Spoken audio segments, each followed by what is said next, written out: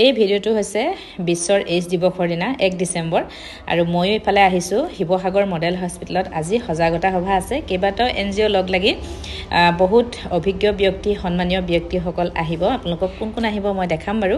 আৰু প্ৰথমে মই আপোনালোকক দেখাই লৈছোঁ, চাওকচোন ইমান সুন্দৰকৈ অফিচটো আজি সজাইছে, মানে বেলুন চেলুন দি পেলাই ভাল লাগিছে।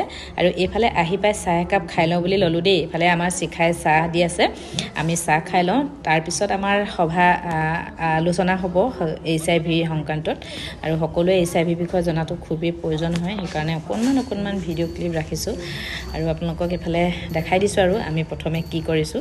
আৰু HIV বিষয়ে আলোচনা আপোনালোকক এইটো ভিডিঅ'ত দেখিবলৈ নাপাব, কিন্তু নেক্সট ভিডিঅ'ত আপোনালোকক সজাগতা সভাত কি আলোচনা হৈছে নিশ্চয় দেখাম।